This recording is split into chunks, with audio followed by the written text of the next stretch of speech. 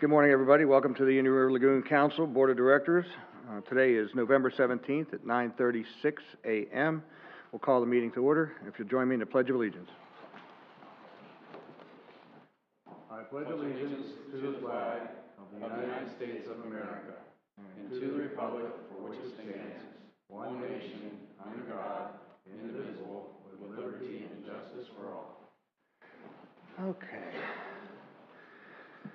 We have a full agenda, not as full as normal, so I'll get you out of here before 4 o'clock, if that's okay. I promise not to speak a lot. Just kidding. All right. All right, so because we have a change in directors, they come and go and so on, it's always good to introduce ourselves to the public, who we represent and why. And we'll start with Mrs. Pigman, and welcome back.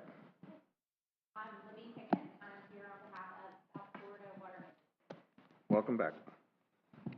Good morning, Aaron Watkins. I represent the Florida Department of Environmental Protection. I'm the director at Central District Regulatory Office. Rob Feltner, County Commission, Brevard County. Thank you. Jeff?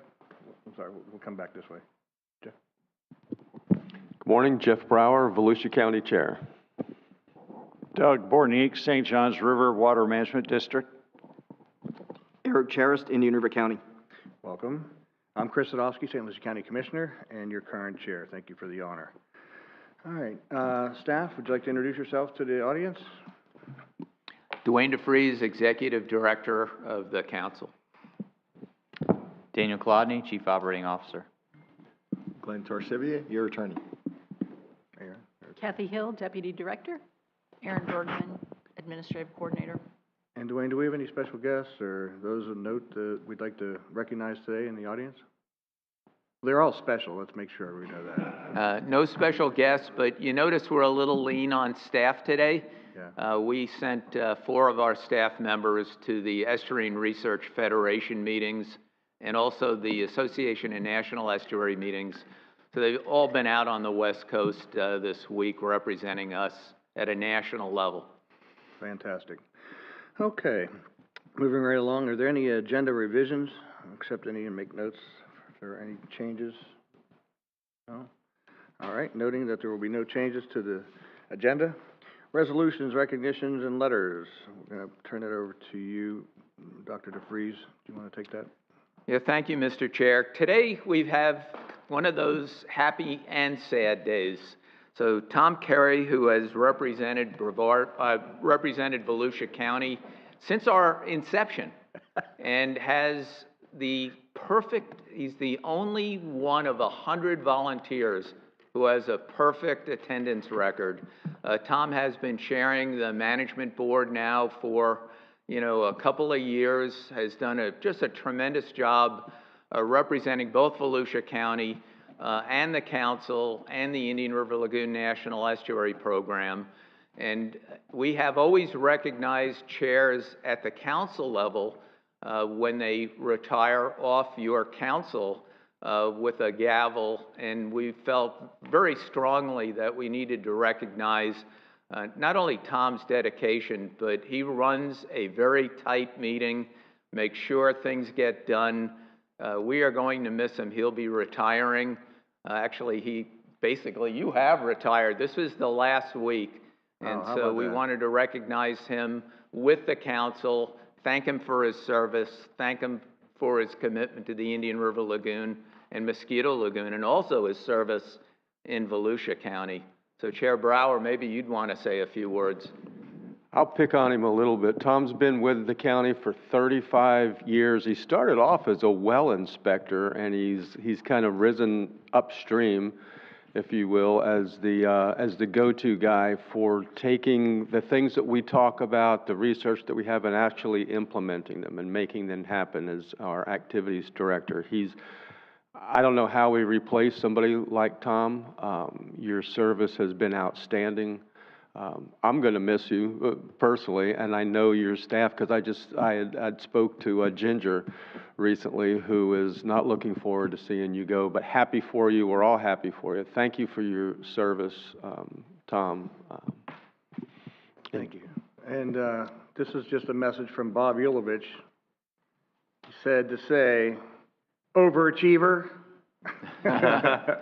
He says congratulations.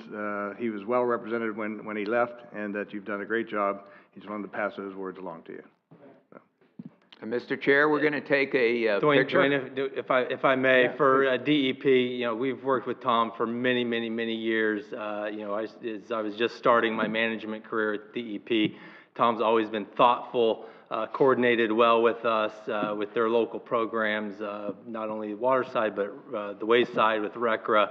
And he's a real asset to the county, and we've really been appreciative through the many, many years that he's worked with us on issues that cross both local and state regulatory issues. So thanks, Tom. Great, thank you, Aaron. Any other council members that wish to chime in? No? Okay. We're going to take a picture, but also tell Bob Yulovich we have one of these from, you know, for him. Okay. But COVID, you know, broke Right. that gap, so we have one, so we need to get him in a meeting so we can recognize his service as well. Okay, we'll do that. Can we go down there, guys? You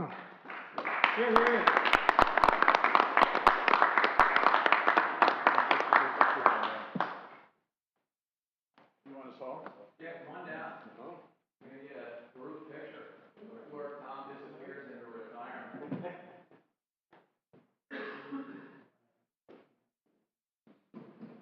He told me he has till the end of the year, so if you have any work left over, you know, you got a few more weeks before he's out the door.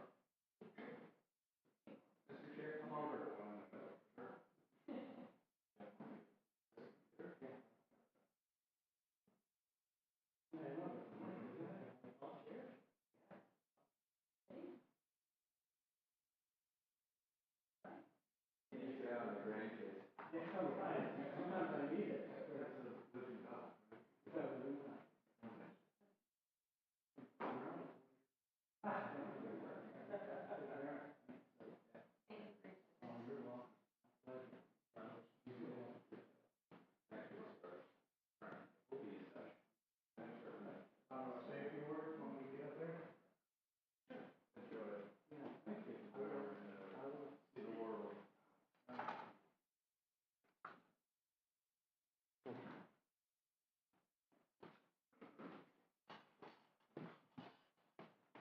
I know we're going to go into your report pretty soon, but I'd like to just give you a few minutes to take this in stride and take a breath and just share some of your thoughts with your time. And do we have the microphone at the podium? Hold on, she's working on it. I think we have water quality reports first, so. Well, I was just going to let him have, just give have him a little couple time of to comments before we get to those. And volunteer, get him to volunteer. Can someone turn his microphone off, please? So, yeah, no, I'm not going to do the management report because I have to write that down. So I can't do that off the top of my head. But, you know, I just wanted to say thank you. We've been doing this since 2015, and what a wonderful ride. In my whole career, my favorite title is public servant because I love serving the public. I like helping people, and there's a bunch of us in Volusia County as staff that like doing that. So, you know, you call it work, but really it's been a lot of fun. And this has been one of my funnest organizations to be part of, so I really feel privileged. So, and you know, as far as retirement, my wife Kelly, she told me that she's going to continue to work, and she said, well, if that's going to be so, you have to have dinner on the table and a clean house when I get home. And I said, I can check those two boxes. And the other thing I'm going to do is, you know, spend more time with my grandkids. You saw me there. That was actually last year reading the Christmas story out of the Bible to them. So, and they were fairly paying attention, which was good. And, you know, humanely, you know, people ask me, what do I want to do? I want to help people. There's so many needs with single moms and widows and things of that nature, and I just want to help people in my retirement. So we'll see how all that goes. I'm glad you just put the advertisement out, that all these folks will be calling you. You're right, yeah. This is being broadcast, isn't it? And, you know, lastly, spiritually, I think we all need some good news. And, you know, you just look around locally and statewide, countrywide and worldwide, and boy, we're just in a mess. And one of the best good news that I found is the gospel, and that's the gospel of Jesus Christ. And I want to go ahead and spread that as well. So thank you. Like I said, it's not been work, it's been a pleasure. I want to say one more thing about staff, though, because you just have the greatest staff. I mean, I frequently, pick up the phone and call or send an email, and they're very responsive, and, just wonderful, wonderful people, and I know you already know that. And lastly, I just want to brag on my friend here, Dwayne. And, I've known a lot of really smart people, and I would actually put Dwayne in the brilliant group. I think he's one of the smartest people I know. But a lot of times that does not combine with the human aspect of just being a nice person and relating. Well, he's got it both. He's one of the nicest persons I know and one of the brightest persons I know. So, Dwayne, thank you for your service to this council and to this effort. It's just been a pleasure knowing you. So. And, as far as environmentally, I live 25 miles from the lagoon. I'm a West Sider in Volusia County. DeLeon Springs is 4 miles from my house, so that's probably where I'm going to concentrate my environmental efforts. But who knows? I may find myself working with some part of the lagoon as well, so we'll see what happens there. But thank you very much. Thank you for the opportunity, and it's really been a pleasure. Thank you, Tom.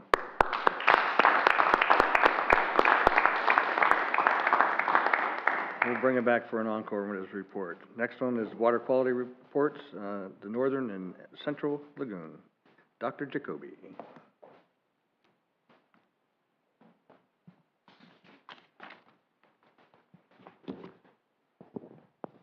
Good morning. Chuck Jacoby, currently with the Florida Flood Hub for Applied Research and Innovation, based in the College of Marine Science at the University of South Florida. I'm here to provide this update on conditions. So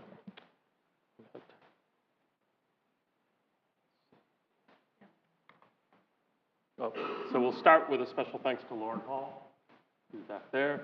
So the servers at the district went out last week. They got hacked, and so there was... it's going around. Yeah, so all the external links were gone, and there's someone inside had to dig around and find the data that you'll see today, and that was Lauren. She did that, and she's likely to take over this role in the future. So again, as usual, we're going to talk about these continuous monitoring stations that are in the lagoon. In this particular set, Mosquito Lagoon took a little while longer to dig out, and so it didn't quite make the slide deck, so you'll be seeing that one missing. One of the things we look at is the water depth. You can see there, beginning of October, there was several inches of rain in several places, and you see the water levels respond to that. But, overall, they were fairly stable. Not the same kind of thing that we saw with hurricanes where, one pushed water in and one pulled water out. Salinities, again, have been relatively stable. Vero Beach shows you that influx, right? So that watershed, gathers a fair bit of water from the west and takes it to the lagoon and some of the canals. And you can see the salinity drop there when the rainfall at the beginning of October hit. The glitch at Titusville is probably not really real. That'll get taken out in the QA/QC of these data. Again, these are raw data, as we call them. But generally speaking, sort of brackish water in most places. Banana River Lagoon is, kind of holding its own. That's the one that lags the most, typically, in terms of changing back to higher salinities.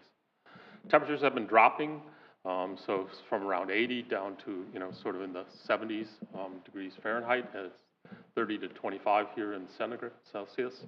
So temperatures have been cooling. And when we have cooling temperatures, we tend to see less blooms of phytoplankton, the single-celled algae there in the water column, that we measure by looking at the chlorophyll, the pigment that's in these algae.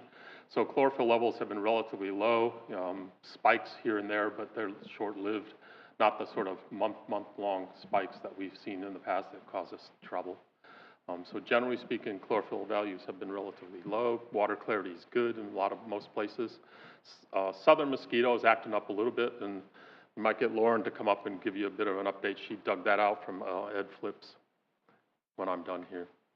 And that means that oxygen levels, which is something that we worry about in terms of the aquatic life, fish and so forth, have all been good. So all around no lower than sort of 4.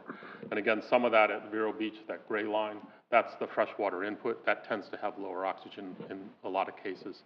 But that red line is the hypoxic line, the 2 milligrams per liter. We're not down at that level anytime.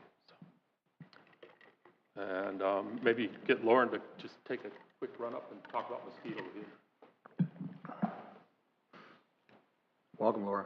Good morning. I'm Lauren Hall with the St. Johns River Water Management District. I don't have any slides to share with you, but just wanted to let you know that we do have a couple of blooms going on out there.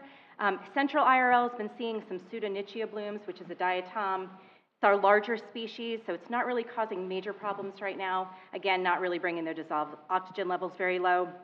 But we are seeing a bloom starting in Mosquito Lagoon, specifically southern mosquito. It's been a mixed assemblage of pico-eukaryotes and pico-cyanos, which are those really small, less than 2 micron phytoplankton. And so it is clouding the water up. We're looking at a decline in our water clarity. We have about a 0.5 meter Secchi depths. That could stress our seagrass that we have up there, but because we have a lot of seagrass in very shallow water, we think they're still able to get enough light right now. So we're keeping an eye on it. We're going to be getting back out there this winter to do an assessment of whether or not we've seen any impacts. But from what we can tell right now, the seagrass is still holding its own. Good. And that bloom it's some high numbers, but not extraordinarily high numbers that are lowering the dissolved oxygen yet. Any questions? No? Okay. Thank you. Thank you. All right, on to the Southern Lagoon, Dr. Melanie Parker. Welcome back. Good morning, everyone. I'm Melanie Parker from the South Florida Water Management District, and I'll just do a brief update on conditions in the St. Lucie Estuary. These next few slides are going to have data through November 5th, and if I refer to a 7-day average, that's October 30 through November 5th. So first off on this slide, the big figure is showing total daily inflows into the St. Lucie Estuary from each of the basins. You can see that over the last few months, the primary contributor has been the tidal basin, and we haven't actually had any flows from Lake Okeechobee into the estuary since mid-April of this year. The table on the right is a summary of the average 7-day mean inflows from each of those basins, and those sum up to approximately 245 CFS for that week. To put that in perspective, when I was here in August last reporting, that average was about 1,000 CFS. So we're definitely seeing the dry season trend here. This map shows the location of our continuous salinity monitoring sites in blue, and then also on this map is our oyster station at Rio. This figure, this table on the left shows the 7-day average salinities at those 3 salinity stations, and all have increased in the most recent week. Specifically at HR1, which is in the North Fork, we're seeing salinities of about 14 on the surface and 17 on the bottom. At the US 1 bridge, we're seeing salinities of about 18 on the surface and 21 on the bottom. And at our most downstream site, A1A, we're seeing 27 on the surface and 30 on the bottom. If we refer to the recover salinity performance measure for oysters, the optimal salinity range for oysters is 10 to 25. And luckily at HR1 and the US 1 bridge, those salinities fall within that range. At A1A, it's just a bit above that range, and what we would call that the upper stressful range. The figure on the top here just shows a little bit more detail with the salinity data at each of those same sites. These are mean daily salinities, and you can see how that has changed over recent weeks and months. The figure on the bottom is an average of the surface and bottom salinity at the US 1 bridge, and we're highlighting this because it's located most closely to the oyster monitoring sites. You can see that with, except for that one little blip in early October, those salinities have remained within the optimal range for oysters at that location. And this figure is showing oyster recruitment rates for the past few years. This is work done by FWC and the Fish and Wildlife Research Institute. This is that Rio station I showed on the earlier map. And if we focus in on just 2023, we can see that in early April, recruitment rates increased to about 1.3 spat per shell. And then those rates decreased a bit during the summer months before increasing again in August, September, and October to about 1 to 3 spat per shell. This is actually pretty typical for oysters during the year. We would expect to see a peak in the spring and peaks again at the fall. So overall, it's been a pretty good year for oysters in the St. Lucie Estuary.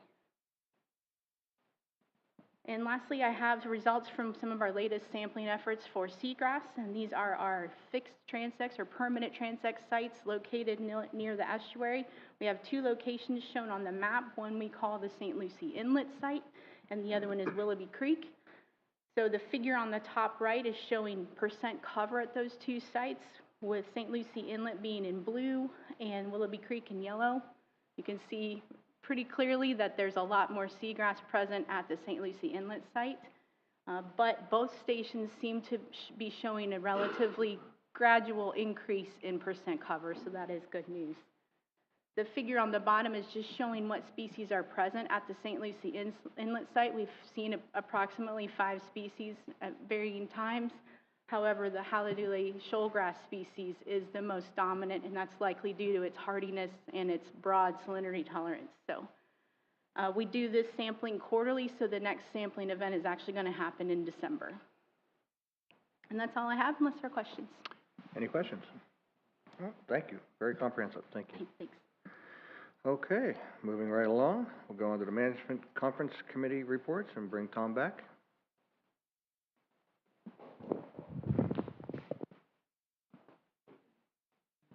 Welcome back. Yeah, thank you. Good morning, Mr. Chairman, honorable council members, staff, and distinguished guests. Tom Carey, Chairman of the Management Board. The Management Board met at Up the Creek Farms on Tuesday, November 14th, 2023. 29 persons signed the membership sheet and 8 on the guest sheet. So we had another good attendance. The Management Board approved the minutes of the August 8th, 2023 Management Board meeting and accepted the Finance Subcommittee report.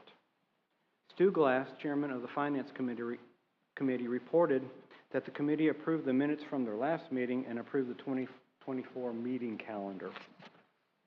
The Management Board heard a presentation from Melissa Meisenberg, Senior Lagoon Environmental Specialist on the Indian River County's Lagoon Management Plan, one component of a larger collaborative effort. It was very well done. The Management Board also recommends approval of your agenda items. 10A, the MOA with Brevard Zoo, Dollar for Conservation. 10B, 2024 legislative priorities. And 10C, the 2024 IRL Council meeting calendar. All votes were unanimous. We began our meeting at 10:15 and concluded by 12:11 p.m., which actually is a short meeting for us. We usually run right up to that 1 o'clock time frame or past that because there's so much business. But the discussion was engaging and robust as usual. And I just got to say one last time, what a privilege it's been to chair the Management Board because of the people that are on that board.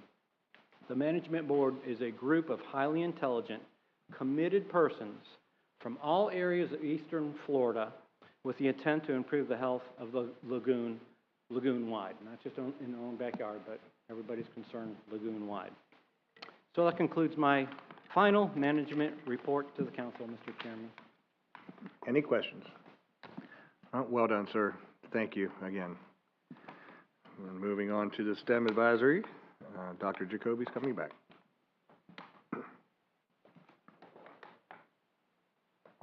Welcome back. So the STEM Advisory Committee met the afternoon of that Tuesday. In a part of our consent agenda, we approved our minutes from the August meeting. We recommended that you accept the proposed legislative priorities that you'll hear about. We had 2 presentations. One was a review of Brevard County's protocol for planting seagrass. We're trying to come up with a way to make sure that when we go out and plant seagrass, whatever group tries to do that, that we learn as much as we can as we go along. So we're trying to just set some guardrails on what people are doing. And then we also heard about the NOAA opportunities for funding. Like a lot of agencies, NOAA has received a lot more funding than they had in the past. And so again, they're thinking about how they allocate funding, what they allocate funding to, maybe thinking a little bit more about making things in a bit of a pipeline. So, you know, from the conception to the design to the implementation sort of approach. We recommend that you move forward with the Dollar for Conservation program that you'll hear about. And there will be an effort to prepare some guidance for research relative to the Indian River Lagoon. So we have a lot of plans. We don't have an official research plan, as it were. So we'll be working on that. And we recommend acceptance of the proposed calendar of meetings. Okay. Any questions? Okay. Thank you so much. Moving on to the Citizens Advisory, and Oh, he's here, not fishing. Why? What? You could fish in the, median on the way in. Gave me bad weather, so I couldn't, thank you. We had our meeting yesterday. Just a few little points of business. We approved our minutes from May 4th, August 10th. Also, we accepted the recommendation for the meeting calendar for this coming year, and we've been notified we're going to be meeting now over at the other building. We also had a presentation by Beth Pout from Indian River County on the efforts to enhance lost tree islands there. And she described the various habitat zones in the island, the clearing, the invasive species removal, and the planting of native species. And this is a project that received a grant from us at the CAC committee. If you haven't seen the presentation, it was very, very well done. And very interesting on what they're doing to those islands. So I think it was a grant well worth it that we gave them and the project that they're doing. We also MOA with Bavard Zoo. We voted unanimously on that. We wish we could get more like this. I think this is just something really, really good where dollars come from the community that's steady for projects in the lagoon. So Keith was here, described it a little bit to us, and I think it's just very, very well worth it. Also, the committee discussed ideas for the community engagement coordinators, different activities where the CAC become more participant in the Indian River program. We really feel that we're coming down to a time that we really need to engage with the community on different factions of the lagoon and get more engaged. You know, the dollars coming in, we got to get people the right information. There's, I still think, a ton of bad information that keeps circulating out there. And so we hope some of these programs Kathy has really talked about on that will help. So, and that's it. Thank you. Any questions of Frank? And for the record, Frank Catino, Citizens Advisory Committee. And for the audience, what you're hearing are reports that they have been able to review our agenda today, to which we will hear and learn more about, and the board will work on making improvements and motions on those items. So if they're ahead of the game. But all right, moving on to the consent agenda. And before we go on to that, you know, what we've heard too is there's a lot of citizens engagement we're trying to accomplish. And trying to get more information out there, and we need the growth and management conferences are growing, and we need more people to participate. So, Dwayne, do you want to talk a little bit about some of that and how we need to engage more, and then you know, the opportunity for us to appoint more folks to these particular committees? So we have always been open to participation, and where we'd like to see a greater number from each of the 5 counties is in the Citizen Advisory Committee. Right now, and you notice in consent, we've had a few changes in the Scientific Advisory Committee and some new additions, including our first out-of-state professor coming from University of Tennessee. So we're gaining, you know, a lot of interest in Lagoon. And so just want to let the board know that, you know, we are amenable to expansion. You know, you have that authority. If you find folks who are really interested in serving, just get us the names and we'll make sure they come to you as part of our consent in continuing to have a robust representation throughout the Lagoon watershed. Thank you, Mr. Chair. All right, thank you. And for those of you going to approve the consent agenda, I can tell you that there's some names on here that are pretty spectacular, and the credentials that they bring with them will do us well here at the NEP. So, that being said, is there a motion to accept the consent agenda? I'll make a motion. We have a motion by Rob Rep. Second. And second by Aaron. Any comments or questions on the item? Hearing none, all in favor? Aye. Any opposed? Motion passes unanimously. All right, move on. We have no old business. We'll move into the new business, and I'm going to turn that back to Dr. DeFries. I get excited about every one of our agenda items, but I'm really excited about this one. For the last few years, we have been in discussions with Brevard Zoo, and what's before you is a memorandum of agreement. And could I have, I'll do the next slide. It's up there. Oh. Am I going the wrong direction? Yep. There we go. Next. Okay, you get me. One more. There we go. As I get older, I just can't figure out the keyboard anymore. So next slide, please.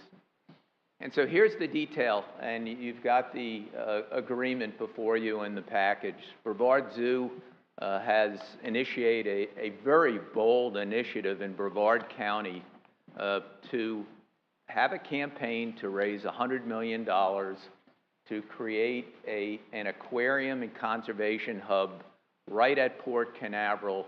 The land has been leased by the port. It's right on Banana River on the shoreline there. $70 million as of yesterday has been raised already. And the agreement is a commitment by Brevard Zoo's board of directors. And if you know Brevard Zoo, the whole history of the zoo has been about conservation, education, community outreach. You know, it's a hometown actually built by volunteers in Brevard County. And so the same culture is going to be generated at this property with a 3-story conservation hub that will be open to the public over on the southern side. You can see that southern dock.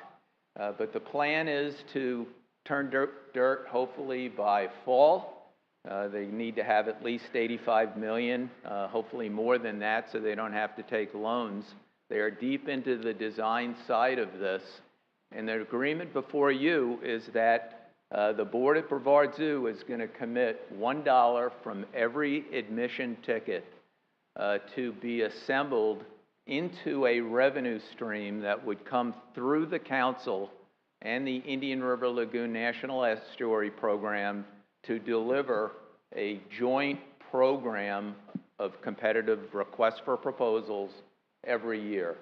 The conservative pro forma on the gate and the revenue would be approximately $500,000 every year.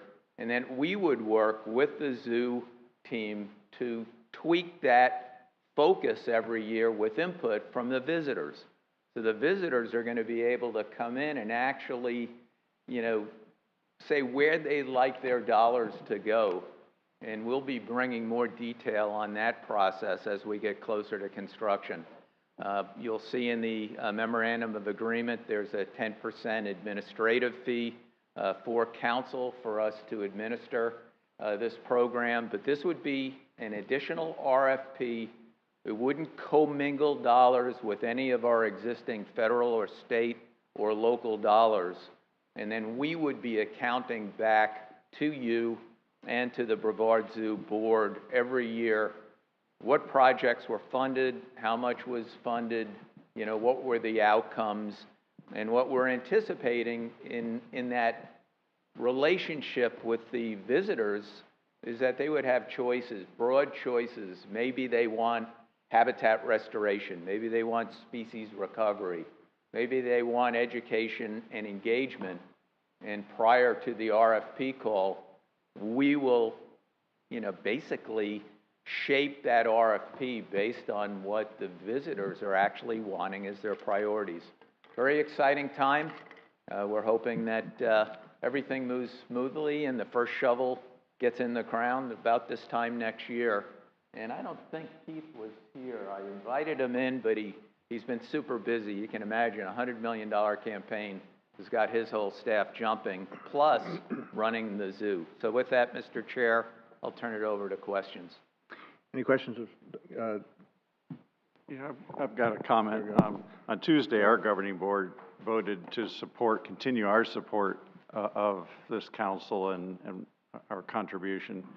But one thing I want to continue to push for is to have a Dwayne DeFreeze building recognition in the complex here. I think that's important for our council to push for that and to move to have a major recognition of your service, Dwayne, to protecting this lagoon And I would like to see the road into it or a major building with your name on it. Well, Doug, you're a day late and a dollar short on that one. So it was back in November, I think. They had a surfboard art, event. And so most of you know that I'm pretty engaged in the surfing industry. So I go to this event and they have all the painted surfboards. There's about 120 people in the room, including Kelly Slater, the world champ. And, Keith is giving as normal. And if you've seen Keith Winston give a presentation, he's really articulate and really good. And I was sitting right up in front. And all of a sudden, Keith is going through his PowerPoint display, and he starts choking up. And I'm sitting next to a board member who actually knew what was going on, but I did not. And I'm thinking it's kind of funny that after all these years, that Keith would get emotional about a capital campaign. And as I'm watching, he flips the next slide, and that third story, now that's a 3-story building in that lower right-hand corner. The board at the Brevard Zoo has dedicated that to be named the Dr. Dwayne DeFreeze Conservation Hub at the aquarium. Yay! I did not know that. I have to say it was the most humbling, the most speechless I've ever been in my entire life. And then I started to cry with Keith. So it was one of those days that you'll never forget. And I just jokingly said, Keith, weren't you supposed to wait till after I died to be able to do a memorial building? And those of you who know me, that, there's a lot of context to that. And he said, nah, we wanted to do it. But I am humbled by that. And am working now on the Founders Board to help him get to that $100 million. So by all means, I'm more than honored and a little bit just humbled by that. And thank you, Doug, for, being a little late, but at least thinking about it. I was actually invited to that thing, but I couldn't make it. I didn't realize that happened. So great. I'm glad that happened. Shocking evening for me, but thank you. Any other questions on this item? I'll accept the motion. I'll make the motion. Motion by Rob to approve. Yep. Is there a second? Second by Mrs. Pigman. All in favor? Aye. Any opposed? Motion passes unanimously. Okay, moving on to the legislative priorities, and, do you want to just talk a little bit more about some of the things that are coming forward with the congressional? Yeah, I'm going to give a little preamble. We have a few new board members and also the audience. And so each year I come to council getting broad direction, for legislative priorities, both at the state and the federal level. But it's important to constantly remind everybody that I do not lobby. So I represent you as your executive director. If I get phone calls, I want to get an idea of where each of you have priorities that are legislatively mandated, and also to work with your lobbyists, if you're in the counties or in some of the agencies, to make sure that we're in alignment and that I represent you the best I can with the most knowledge that you give me, whether it's in Tallahassee or Washington, D.C. So a number of years ago, you set out a mission statement, and I just wanted to remind you, because I think it's a powerful statement of where this council and the National Estuary Program stands in relationship with our federal and state legislators and our agencies. And I think it's still a very good statement. So let's move to the list, and I've briefed you all individually on this. At the federal level, if you're paying any attention to the news, there's a lot going on in Washington, D.C., a lot of uncertainties about budget. These are very similar to the last couple of years, but just to highlight what I think the real transformational positions are, is that we want to continue funding at the congressional level for Everglades restoration and IRL South. We have momentum. We have incredible state support for that, thanks to the governor and the Florida legislature, and we don't want that process to slow down. And so we'll continue to be in that position to support Everglades restoration. Also, we are in the House budget right now for a small incremental increase for our $320 that move, through the legislature in appropriation and then to EPA for our annual 320 budget. We're anticipating, if we get a budget, not a continuing resolution, that we might be looking at an additional $50,000 a year. It's hard to predict whether we're going to see a budget or a CR, but we'll be watching that closely. Other opportunities, the last one, many of them are general about groundwater contamination, just issues we've talked about in the past. But one I want to highlight, and one we've talked about here before, is that Brevard County is working closely with the partners up at Kennedy Space Center to move through a design process. So they're moving towards design from concept to a large regional wastewater treatment plant. We were involved, as you remember, on the front end of that concepting by helping the Economic Development Commission move their RFP. The next step is largely going to be at the Brevard County Board of County Commissioners. We are not directly involved, but I have made everybody aware that we are available if we can help as that moves forward. And that, as Commissioner Zadowski knows, new wastewater treatment plants are really expensive. They're really complicated. They forget how many years St. Lucie County and Fort Pierce were on that before you actually moved to design construct. It was, 8 years or so, maybe a little It's more like my whole career, 15 years, and then there was conversations well in advance of that. So the last 8 years has been monumentous movement. So this is going to be very similar right now. The concept is to, look off, off the fragile Barrow Island. But stay tuned on that, and as we get more information, we can bring that project to you just so you can review the issues. But the growth that's planned by NASA and the private sector contractors like SpaceX and Blue Origin, there are going to be a lot of infrastructure changes to accommodate that growth. And I think it's exciting to see water and wastewater as part of that discussion. And I'll leave the federal side unless there are some things that you want to add, or have I missed anything that you want me to kind of track? Anything from the council? No, I think you're on track. All right, on the state level, I guess the biggest news, of course, is what happened last session with the governor and the legislature, passing the Indian River Lagoon conservation program. That is moving forward. And so our position is to assist DEP in any way we can in the legislature to keep that process and hopefully the appropriations moving in this next session. DEP is currently reviewing, and maybe Aaron, you'll have some data on this in your report, but they are reviewing proposals. We should at some point see where that first $100 million is going to be headed.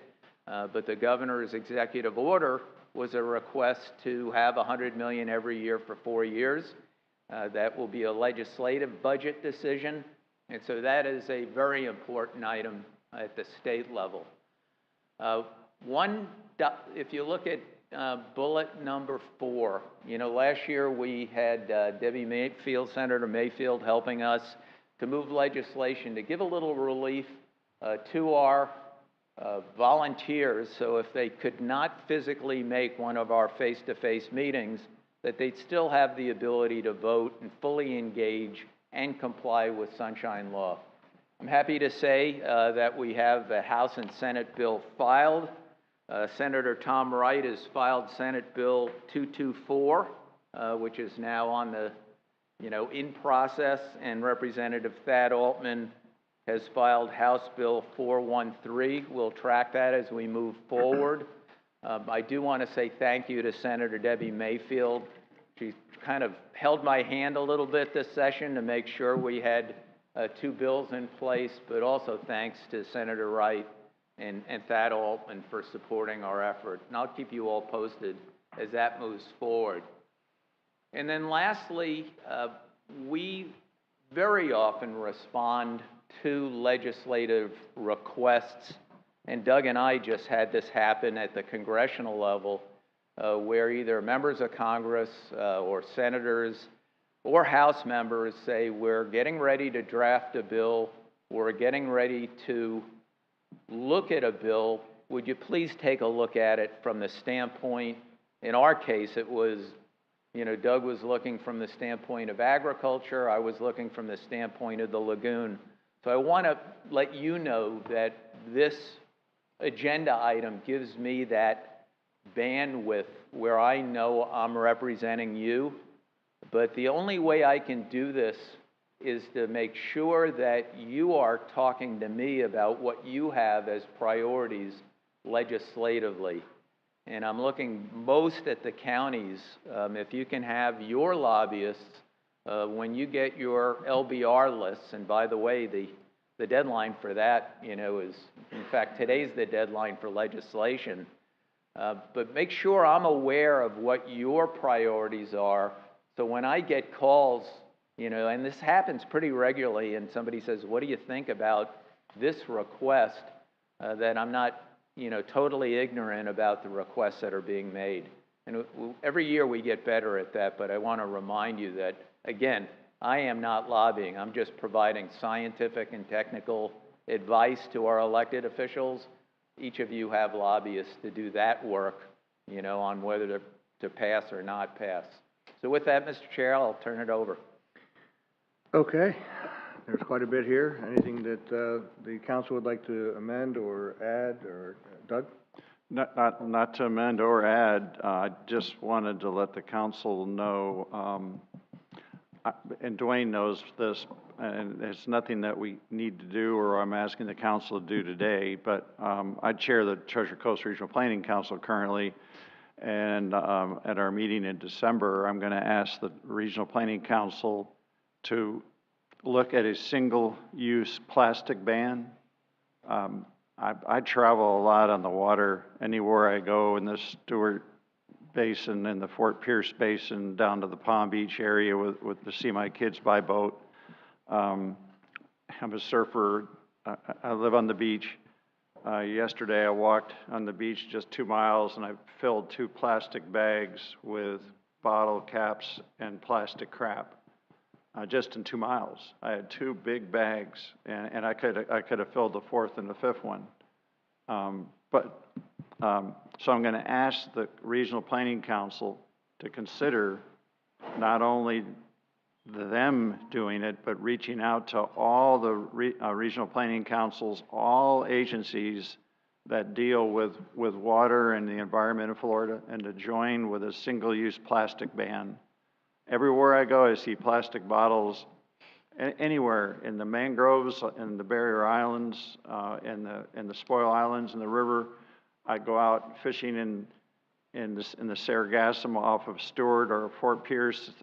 You're 12 miles offshore in the Sargassum line out there, and you see tons of plastic entangled in the Sargassum weed. There's an island floating in the Pacific, in the middle of the Pacific, bigger than the state of Texas, that's solid plastic. At some point in time, as a civilization, we got to realize that plastics have got to go. Dwayne sent me an article. There's 1.4 trillion microplastics in the Indian River Lagoon.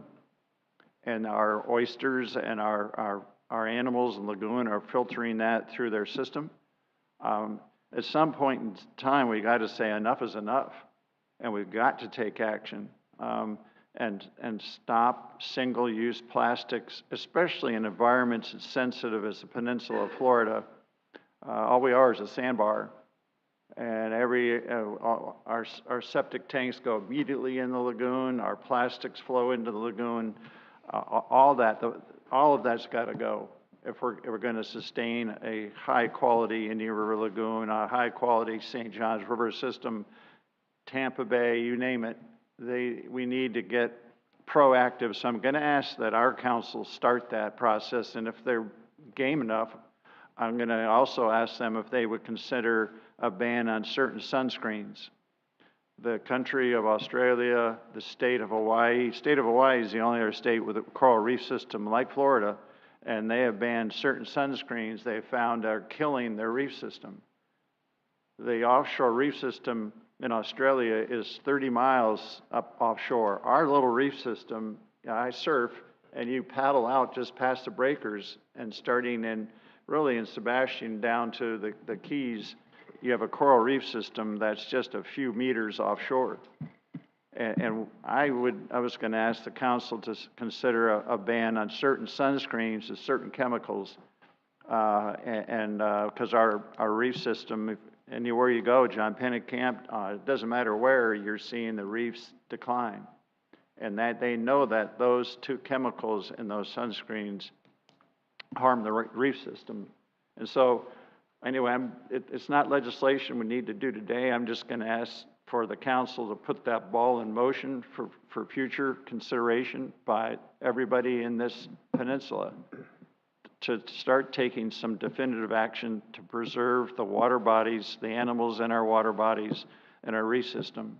That is so important to our livelihood, to bring people to Florida and enjoy this place. So anyway, I just wanted to let the council know, and Dwayne knows this. He and I have chatted back and forth, and he sent me some great articles to help on this issue. So anyway, thank you, Mr. Chairman. Thank you.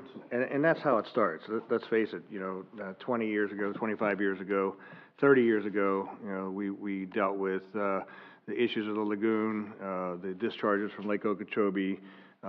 Politically, it went back and forth, and today I think everybody's pulling on the rope together. It's taken a long time to get the understanding of the science and what's actually happening around us. And so none of these actions happen overnight, but you've got to start with the first step. And how's that go? The longest mile starts with the first step, something like that. So appreciate your passion, appreciate your presentation. All right. That being said, if there are any other questions on this item, I'll ask for a motion to approve. Is there a motion? So moved. Motion by Doug, second by Rob. Okay. All right. Any comments or questions on the item? Hearing none. All in favor? Aye. Any opposed? Motion passes unanimously. All right. Moving on to the calendar.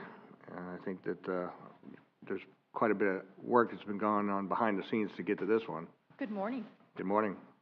I'm going to present to you our tentative calendar for you all to make your recommendations and approve.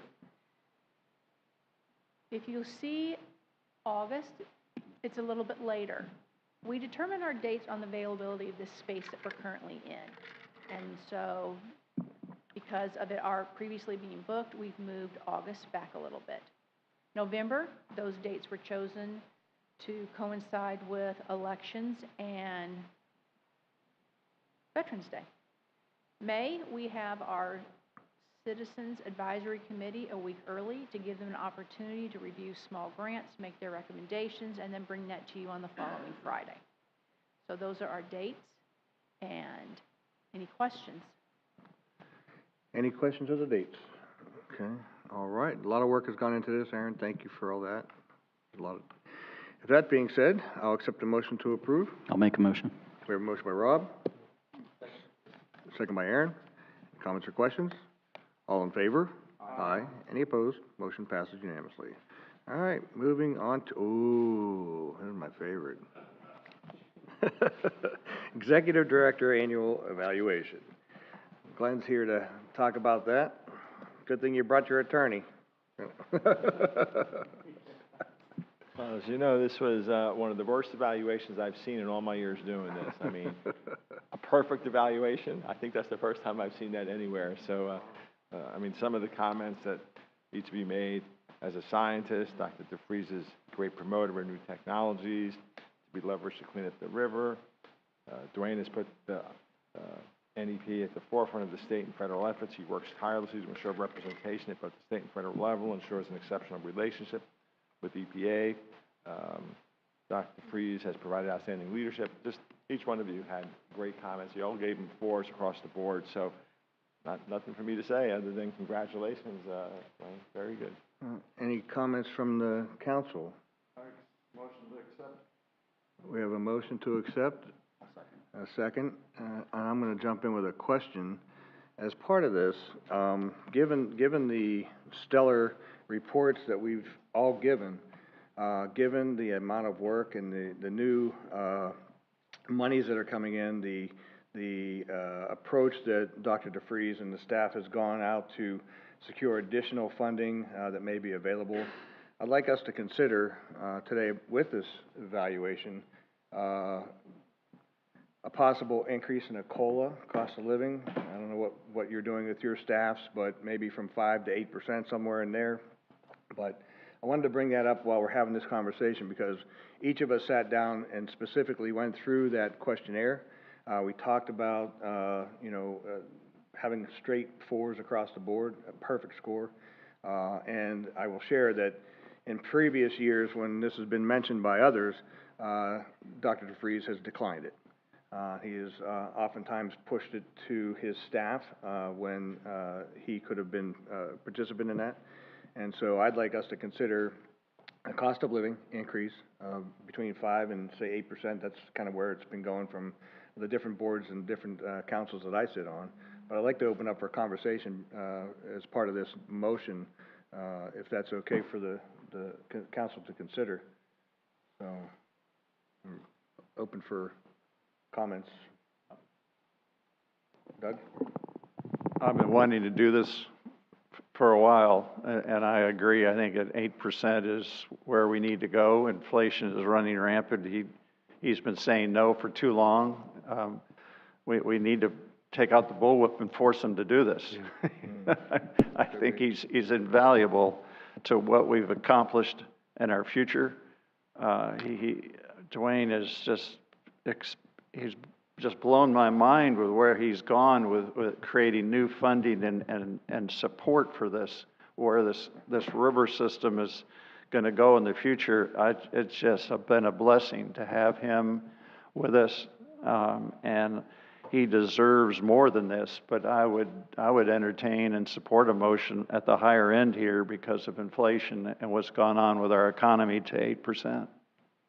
Jeff? I would second that if he makes that motion. I would ask if we could make it mandatory and not negotiable.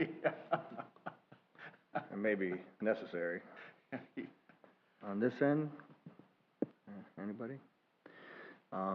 Just add in then that, given that we have been, as a council, incredibly frugal in how we manage our business, and we've also been great about managing the budget, always a balanced budget.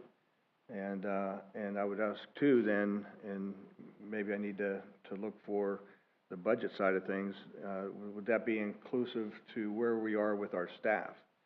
Now you're not going to get to say anything about your side of it, but I need you to chime in on the staff side, because I think we're in at that place that staff needs to be considered, and I don't know where we were. I don't remember where we were in the budget and when we gave raises to the staff.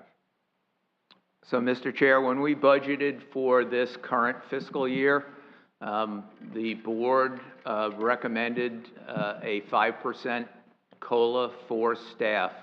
And just as a reminder, I'm under contract, so I am not, considered in those COLA increases.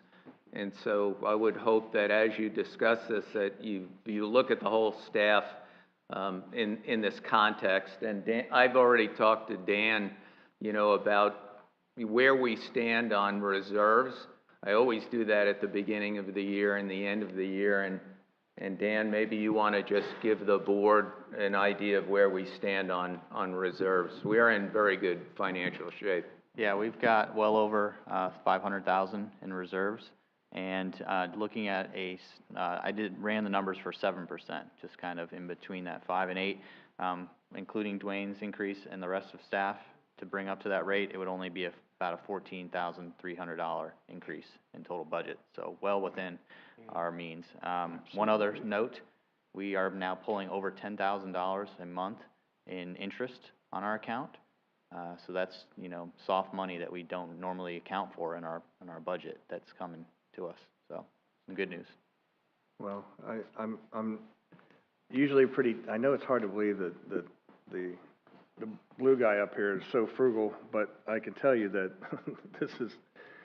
I'm not used to giving raises and being very tight, but this is one of those where we need to have the top people doing what we do, and it's well deserved. So I've listened to the comments, I've heard from each of you, and I'm hearing from staff that 7% would be appropriate, and that adding the staff into it as well, taking them from 5 to 7, would then make it across the board a 7% raise COLA. And so if that's something we'd consider, if somebody'd like to amend their motion to change that and bring in the staff, as well as approving the review of Dr. DeFries, I'd like to have you do that. If it's my motion, I'd be happy to do that. I was hopeful to go to 8%, but I'll. The floor is still open. I mean, it was 14,000 total, so can't be much more than maybe another $2,000, but. I'd like to see, this staff is so wonderful from top to bottom. I'd like to see and push 8% personally. Okay. Jeff? My second remains, yeah. We have a motion and a second. Additional comments from the council? Attorney? All right. Thank you very much. All in favor? Aye. Any opposed? Motion passes unanimously. Thank you for that. I'm sorry to throw that out there, but I thought it was important to do that at this time simply because the report was so overwhelming and the comments were also overwhelming in favor of Dr. DeFries and what he and the staff have been able to do for the NEP. And Mr. Chair, I just want to extend my personal thanks and also thank you from our entire staff. We appreciate your continuing support, and we'll continue to do the best job we can for you and for the Lagoon. And since we're here, I also want to go back, Dan, I just want to go back real quick on the MOA agreement on the dollar.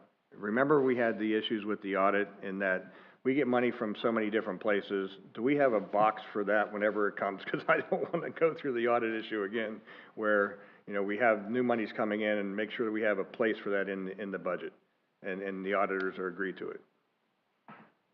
Okay, just want to make sure. All right, moving right along. We'll go on to the Florida Legislative Language Amendment, Senate Bill 286.001. Dr. DeFries. We don't need to have any more discussion on that. I've given you most of the background, but I thought because this is the first time we're actually part of a request for a legislative change that we needed to have a motion specifically for me to work with, you know, Senator Wright and Representative Altman as this moves through process. And I'll just share that, you know, my appointees have had challenges getting to meetings, and so this would be a godsend to be able to get additional folks to participate. So if we can get this done, I think we'll have a lot more participation from those further away. That being said, is there a comments or questions, or is there a motion? We have a motion to approve by Ms. Pigman and by Rob. Comments or questions on the item? Hearing none, all in favor? Aye. Any opposed? Motion passes unanimously. Okay, on to staff reports. Kathy, you want to go first?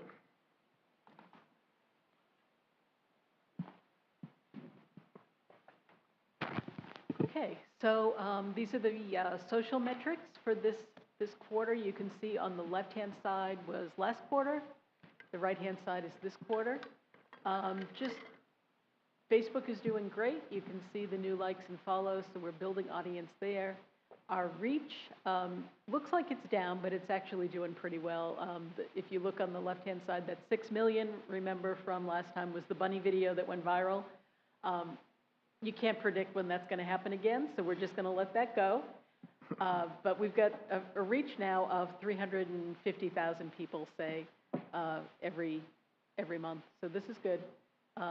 Very happy with these stats. These are our top posts, and you all made the top posts for the license plate posting we did when the license plate came out and got into the tag offices. So thank you for that. In August, one of our podcasts was the top post. This is the podcast that Jesse did with Olivia from the zoo, excuse me, and with Tess from the Marine Discovery Center. And then in September, Erin was the site captain for one of the coastal cleanups. And she did a Sebastian site right at Riverfront Park. So that was our top post that month. Instagram, our reels are doing really well. So video plays better than any static picture that you could ever have. So all of our top posts are videos. And in August, it was one about seagrass. July was one about seagrass. Jessie did one of her walk-arounds. If you've not seen these, they're very cool, they're very cute. She walks around with wherever she happens to be that day and kind of shows you what's going on, talks to the people who are doing whatever. And they go over pretty well. They're, 2 or 3 minutes. And then in September, that's one of the Chris Pratt TikTok reels that goes over pretty well. You can take these reels and superimpose your own videos on them and put them into your own video. And people like that, so that's been fun. Wanted to touch on this real quick, just in case any of you are thinking about producing videos or doing any kind of videos on socials. If you think a minute isn't a long time, I just want to call your attention to this for a sec. So what you're looking at there, that purple bar, is everybody who viewed our videos on Facebook over this period. So over the quarter, we had 125,000 people look at our videos. It takes them 3 seconds to decide whether they're going to watch it or not. So they are willing to hang with you for 3 seconds. If they decide to watch, then they will watch. If they decide to scroll on, that's how long it takes, 3 seconds to grab them.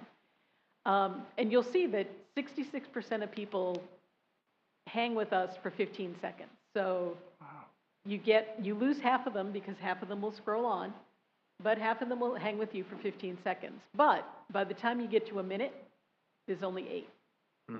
So we have, as people in this country, have developed tiny little attention spans now, and if you feed them anything that's longer than 15 or 30 seconds, they don't watch it. Wow. So just keep that in mind if you're producing socials for the future. And if anybody in your shops wants to do like a 5-minute video, just tell them no. Yeah, wow, Yeah. okay. Well, you can do it, but nobody Yeah. will watch it. So. And these are the metrics for our community engagement coordinators, and these numbers are just for the quarter. So you'll note they've been doing a lot. They're very busy. Their calendars are full. So 58 government meetings in the last quarter, 87 events, 34 presentations between the 3 of them, 80 community meetings. They've been out in the field 42 times and did 150 outreach, either events or planning to do whatever outreach it was. So they are killing it. They are busy all the time. And we're sort of just starting to think about bringing that in and kind of getting them to do more programs that would be IRL and EP focused. So just kind of making some slow changes and kind of getting it to be more programmatic, as Frank was talking about earlier, to do kind of more engagement on behalf of the program rather than with partners and things like that. That will be coming in the future. And I'm also going to take KJ's update today because she is over in Portland. She gave her talk to the surf community yesterday, and she was very nervous about that, but it went over really well. So she did a great job. And this is what she's been working on for us. So there has been interest not only from you all, but from the public about having a place where people can go to find out about all the projects that we've done. So she has put online in a map, so this is an Esri-based ArcGIS map, all of the projects that the IRL NEP and the council have funded since 2015. So there's 114 some projects up there right now. And you'll notice that they're broken down by year.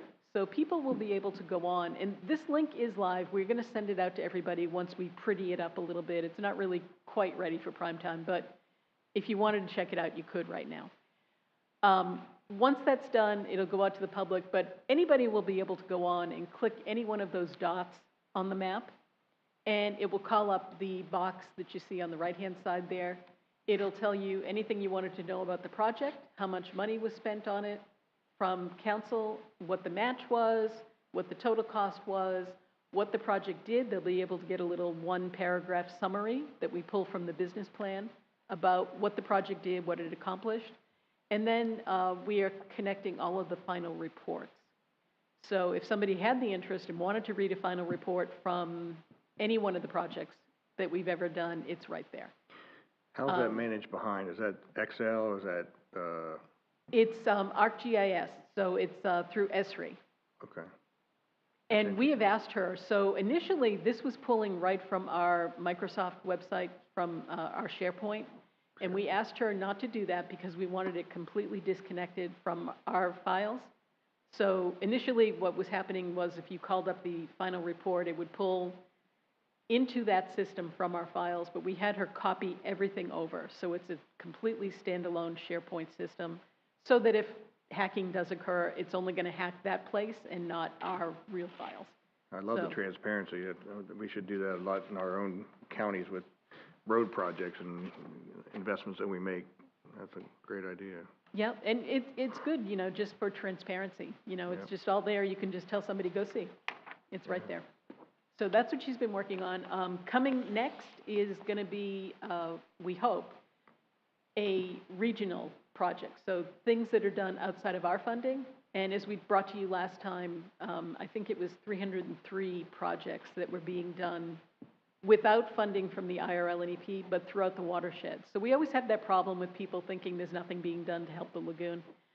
We ask every year what you all have for projects going on, either city or county or agency-wide. We collect all of those. Last year, we collected 303 projects. So we're hoping that we will be able to get something similar to this, probably not as detailed, but at least something similar, where people can go on and see what's happening regionally. And that will fight that perception, that wrong perception that nothing's being done. And I think that's all I have. And this is last slide. This is the SharePoint that we are going to post. So again, completely standalone. It's disconnected from our files, but you'll be able to go in and see what we've been up to for any particular year. Okay. Any questions? All right. Very comprehensive. I like the transparency of that. Thank you. All right. All right, I'm Dan's going to up. give you an update on all our projects. This is for the end of quarter four, this last quarter. We had 40 projects in progress, so that includes the projects that are coming on for this current fiscal year. So it's, I think, 14 new ones and about 26 old ones. 22 projects finished, so the end of the fiscal year always has a lot of projects wrap up. And I listed them here. I'm not going to go through each one because that would take way too much time. But if you see something that I'm not going to talk about, please let me know, and I'll be happy to share information. And as you saw, we're going to be putting all that up on that website through ArcGIS as well. If you see a little asterisk, I'm going to kind of talk about those a little bit. So you are going to get a little bit of that Indian River County's Lost Tree Island Phase 4 update that Beth gave to the CAC yesterday, so I'll give you a little bit on that one. I'm also going to talk about Brevard Zoo's Restore Our Shores, community-based seagrass restoration in the Indian River Lagoon. I'm also going to talk a little bit about University of Central Florida's looking at non-plastic materials. Are there any downsides to using those in restoration? And also Florida Institute of Technology's mapping hypoxia. So they're looking at surface DO and bottom DOs and some of the results from that. Some really interesting stuff there. I got one more. So there was quite a few projects that wrapped up this year. So jumping into Indian River County's Phase 4, I'm actually going to skip to the next slide. It's all that same stuff there. This was Phase 4. This was on that Lost Tree Islands. It focused mostly on Earman Islands. That's the largest northern island there. And you can see they did a lot of exotic removals, over 39 acres, 10 acres revegetated to 100%, and another 3 acres revegetated to about 5%. And I just have some pictures here to show you of some of that activity. So they first went out there, did a lot of clearing, removing debris, exotics. Here's just a few pictures from some volunteers and some of that cleanup effort. And then the next photos will show you some of that revegetation.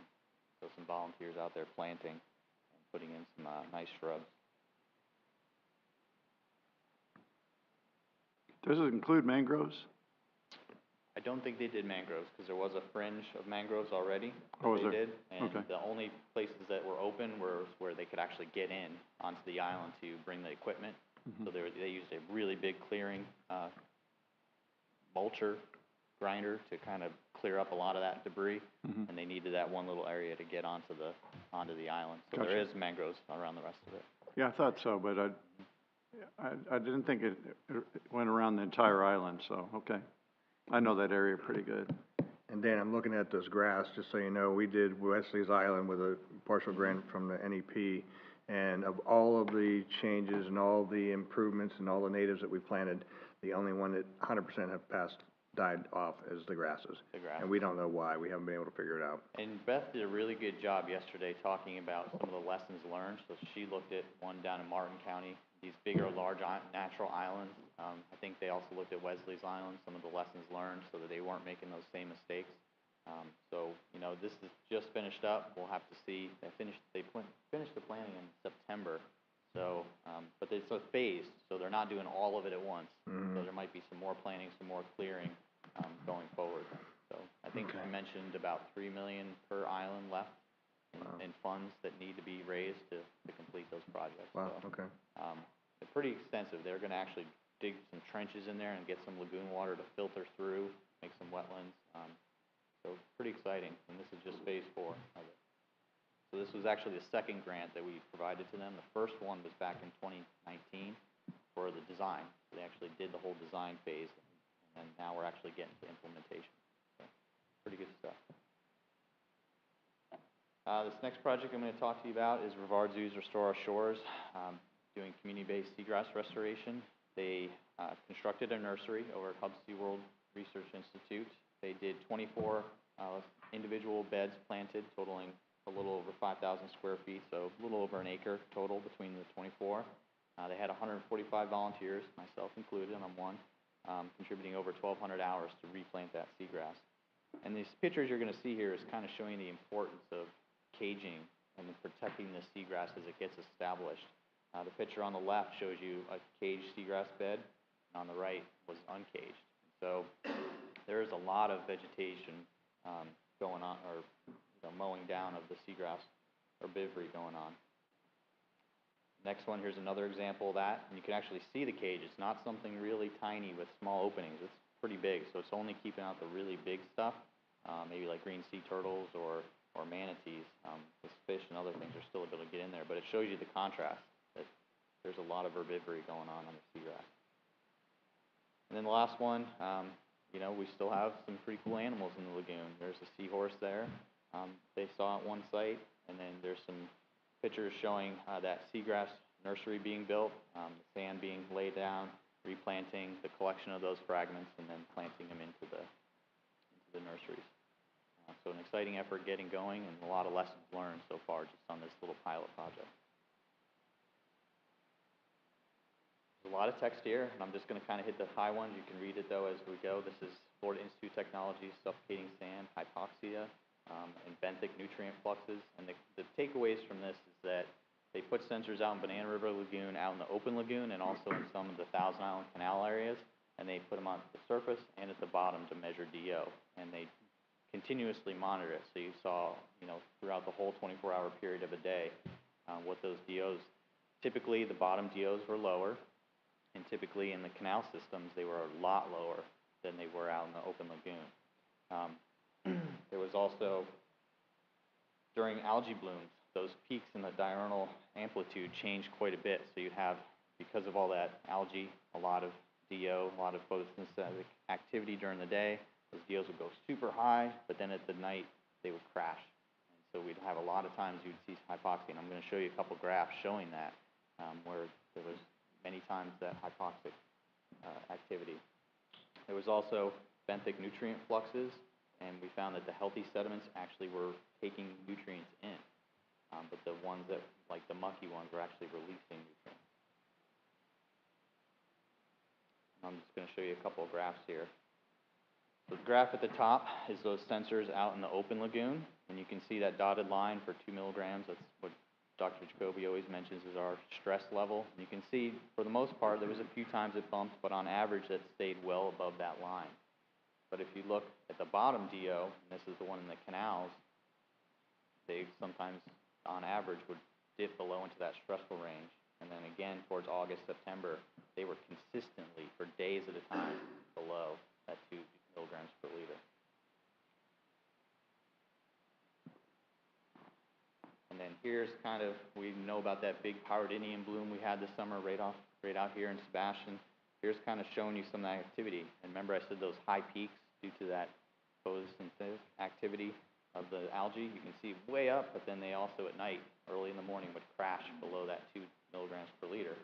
And then as they started to sustain below that 2 is when we actually saw that fish kill here. And then you can see again, there was another fish kill up in Malabar and that DO stayed below. So it kind of puts all those pieces in place and lets us learn a lot about the different DOs. And the last project I just kind of wanted to highlight was the unintended consequences. So this is looking at, as a lot of our restoration practitioners moved away from plastic, trying to get that plastic out of the lagoon, they went to these different types of materials and they weren't sure, is there a consequence of using them? So one is bees, so it's like a potato cornstarch material fastened into like a little matrix that they can put oysters on. They noticed that that was actually initially pulsing some nutrients in the lagoon, but then it kind of lowered down almost to 0. And then later, they actually pulsed back up. And you think that's because as the material broke down, more surface area allowed for that leaching. Also, some of the cement jute materials were leaching initially, but then they dropped off. And then actually the metal gabions, like little cages they put the oyster shell in, they were finding some zinc starting to leach as that broke down. So there is some consequences. How much of an impact that is still unknown, but just wanted to show you a couple of pictures on that. This is just on the left is all the materials after so long, looking at them. So you have the bees, the plastic mesh down at the bottom right. Looks like some galvanized material as well. And then the pictures on the right are just how they set up that initial experiment to test those leaching. And then this is just some graphs kind of explaining or showing you what I just told you regarding the different pulsing and trends as those materials started to break down. That's all I have. If you have any questions, I'll be happy to answer them. And if there's any other projects you'd like to know about, let me know, and I'll be glad to send you some information. Any questions from the council? Hearing none. Lots of good stuff. All right, thank you. All right, no actions necessary on that. I'm going to draw a nexus. When you look at those projects, one of the things that's going to come up as we move forward this year and into 2025 is a series of additional planning documents. And when we get findings like this, all of this doesn't wind up in just a report. These kinds of findings actually will advise the update of the CCMP, which is due in 2025. So having that map that Kathy showed, where we've incorporated all of the data, and then we're going to tease out what a good friend and colleague of Chuck's and mine, Dr. Bob Bernstein, used to ask his graduate students, so what? You put all this data up, so what does it mean? So what? We're going to pull that so what story out, when we start redoing the CCMP and bring it up to date with, all of the projects that have brought scientific knowledge that we didn't have before. So stay tuned for that, and I'm going to talk a little bit about that next step at the end of my report. So I'm really happy to say I am back on the street after what seemed like an eternity between COVID and some of my medical stuff, and it's fun to be face-to-face in meetings again and feeling like I'm back in a normal world. You can see some of the activities I've had. It's only a part of them, but the one I want to talk about a little bit is the last bullet. So this week, I have ascended in the normal leadership process with the Association of National Estuary Programs to be the vice chair of the External Affairs and Government Affairs Committee, which is really the chair. And so I will be representing all 28 NEPs in Washington, D.C. literally starting yesterday, for the remainder of this calendar year until we hit, January of next year. And so that's going to keep us connected, and the timing couldn't have been better for the Indian River Lagoon. We have a lot going on, a lot of notoriety. You probably are aware that at the congressional level, we have a House Estuary Caucus, and the two Republican co-chairs of that are both in Florida, Representative Brian Mass and Representative Bill Posey. So looking forward to that. But we've got a busy schedule, and I want to just let you know that I've already given a full presentation to the Volusia Council. Just recently, I gave a presentation to the Brevard Commission. I'm starting to line up the regional planning councils, the leagues of cities. I want to get in front of the governing boards, but if you all have, the opportunity, start scheduling me, to meet your boards so we can, get our annual, summary out. Kathy's got the annual report at the printer. We should be getting that to you all. It's a really good-looking report. But I do want to spend a minute on this. Last year, we chased down a NOAA Transformational Habitat grant. We were ranked highly, in fact, in the top tier, but unfortunately didn't actually get into the money.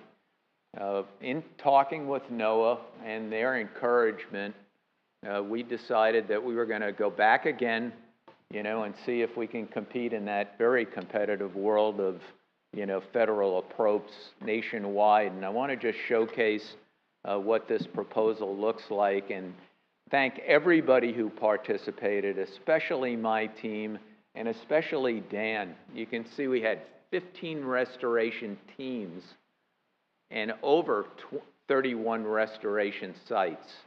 And that lists seagrasses, oyster reefs, fish passage, a new one that we've just started, Spartan Reef, reef for fish, living shorelines.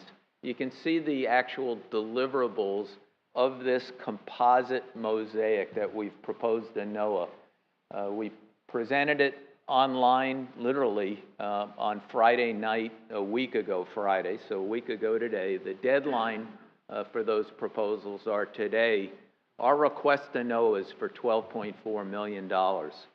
And so if we're lucky enough to, get funding, this will be transformational.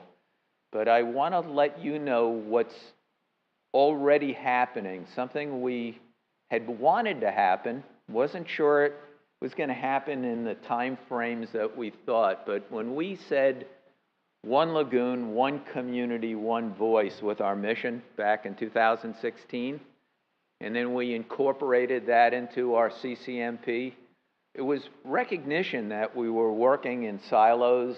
We were stretched across this 156 miles of Indian River Lagoon, plus another 25 miles up to Halifax. And the hope was that we were going to build a community, of practice across the board within our organization. And what we've learned in the process of putting this proposal together is that we have a fully operational community of restoration practice. Not just these 15 teams, but there's another 15 secondary partners behind these groups, and they're all talking to each other. They're all coordinating and collaborating. If somebody has a seagrass species growing in a nursery and somebody needs it, they're swapping the tools. And we see collaborations that one might not have anticipated. And one example is Dr. Laura Simpson down at Florida Oceanographic Society, gets called by NASA to come up and do a seagrass planning, within the NASA purview. And so we're really excited about where this is going. We'll keep you posted. It'll be a number of months before we hear back. But we'll continue to aggressively chase opportunities where they fit within our mission. And this one is a big one. I've got my fingers crossed, but I'm a realist with these. We are competing against some of the best and biggest habitat restoration entities in the country, like the Gulf of Mexico program, like many of our, salmon programs out in the Pacific Northwest. And so we're a small operator compared to some of those big projects like Chesapeake Bay. We are going to post this, by the way, if you want to get in the weeds to see the proposal. We are going to post this as a Google Doc, and we'll send you the link. There's a lot of good information that if you're doing your own projects, it's got an extensive science citation, but we are here to help. So, and in fact, just this morning, I sent a letter on our behalf to Tallahassee Community College, who's putting a proposal to do some work in Fort Pierce for an oyster reef for this very RFP. And so we're here to help anybody who's moving forward. So stay tuned on that. Just a reminder to our viewers, we are actively open with 4 requests for proposals for water quality, habitat restoration, community engagement, science and innovation. You didn't hear this in the report, but I want to extend to you that all of our 3 committees thank you for, juggling those dollars, and especially the scientists, and adding that extra $100,000 to the science and innovation RFP. Also, there was a request, and we'll come back to you at the appropriate time. But during our meetings this week, there was a request to bump up the money for small grants. And so no need to do that now. We can do that in February as we get closer to the small grant RFP. But we're hoping that we get a robust response. And then again, small grants, we're thinking January, a release of that notice. And then with our priority communities, we are working through a process to make sure that the RFP that we create positions those communities to best serve them. And so we'll be communicating to you as we move that process forward with the 26 communities that we've identified, that are economically challenged or capacity challenged or underrepresented. So stay tuned for that one. We thank Tom, and he got his gavel, but I did want to mention another retirement that's happening. And some of you may have worked with Dr. Rich Paperno in the past.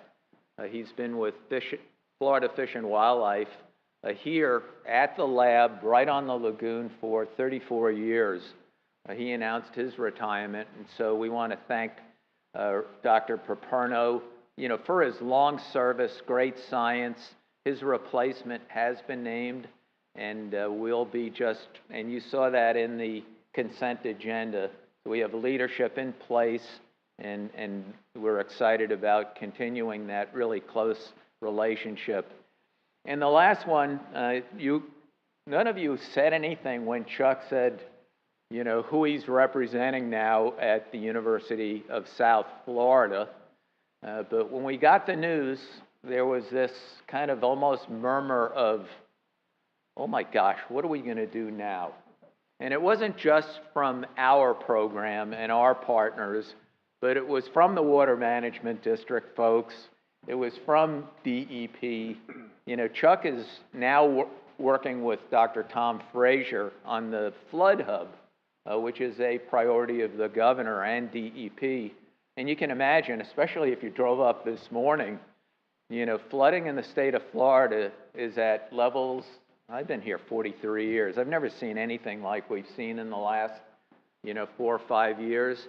So he's got a heavy lift, but that Flood Hub process has got a lot of overlap into our CCMP and the things that we do with the Indian River Lagoon. So I entertained a discussion with DEP and also the university about, what are the options and opportunities to keep Chuck not just voluntarily engaged in our program in the lagoon, but in some contractual or facultative way with the university. And I wanted to, test your feelings about this, but we are at least in, conceptual agreement that DEP is looking to possibly match dollars with us for a faculty appointment. You know, as most of you know, faculty appointments are 9 months, so they don't cover the whole year. That would keep Chuck actively engaged in our program officially. We haven't worked through kind of the process of that, but what we're talking about is that DEP would enter into agreement with us at a 50-50 match, and then we would extend an agreement with the university for that faculty position. So I want to just, you know, get a sense of how you all feel about that. I feel strongly, number one, that, you know, we can't replace Chuck's expertise and experience, and also share with you my, what I call the Chuck wish list that we have as staff. We are working, and Chuck mentioned it, on a Science 2030 document, which will be a recommendation from the STEM AC back to you about what are the priorities for scientific research. Similarly, we've got the work that we're doing with DEP as part of the Indian River Lagoon Conservation Program. You know, we were mandated by the legislature to work with DEP and both water management districts to develop an Indian River Lagoon monitoring and research plan. And that is, you know, working in process right now, and we're using our monitoring plan kind of in that process. But we also have a State of the Lagoon technical document that's been in the works for a number of years coming up. It's going to need technical review and expertise like Chuck's. I've got a habitat restoration plan, which is a EPA concurrence document, and it's been sitting in my lap for about 24 months, so I'm the slowdown on that one, but it hasn't gotten to where I felt comfortable to releasing it until, to be honest, we did these NOAA proposals. And so I'm hoping to have that out in the next, you know, several months. So all of this is going to happen between now and this time next year. And then we're going to begin the 2025 CCMP process to do our update. And so in my mind, I had Chuck kind of on point, and I want to really thank the St. Johns River Water Management District, Mike Register. You have given your staff's time to us, and also South Florida, you know, thanks to Drew. When I call either one of the districts for information and help, I always get help, and we do the same with DEP. So I wanted to get a sense on how you feel about moving forward to see if we can't structure a deal with the university, you know, keep Chuck connected to the lagoon under, you know, an appointment with us, with the university, and then we can call him anytime we want and not feel guilty that we're asking him to volunteer his time. So, Mr. Chair, I'm going to turn it over for some direction from council. Okay. Any comments from council? Doug? Yeah, Chuck's invaluable. He's been, aside from Dwayne, the quarterback of where we go, why we go, the science behind it. And that's science drives this, all that we do here. And Chuck, to me, Chuck and Dwayne are the science behind everything we do. So I think we do all we can, whatever we can, to make sure Chuck stays engaged and a part of our future. Thank you, Doug. I just share just from my experience and where I am today in St. Lucie County. We are having a brain drain. People are jumping ship left and right, going for bigger and better, and leaving us with institutional loss in knowledge. And if there's a possibility to let this stretch out longer and have Chuck on call, so to speak, I think it's important for us to maintain that intellectual knowledge, that history. He's been here. I started with the 5-county collaborative, I don't know how many years ago now, 10, whatever it was. And so all of that's important, but the science that he's brought forward has been just irreplaceable. And so I think that it's something that we should do in knowing that there will be a time when, you know, Chuck will move on, and then Dwayne will move on, and we'll all move on. But I think I need the opportunity to maintain this going forward for as long as we can, and knowing that we're going to end up losing good people down the road. but, replacements are very, very difficult, so. But that's my thoughts to the council. Anybody else? Mr. Chair, Yeah. I'm assuming you've talked to Dr. Jacoby, he's agreeable? I did because I wanted to warn him that I didn't want him to be kind of shocked or embarrassed by this discussion today.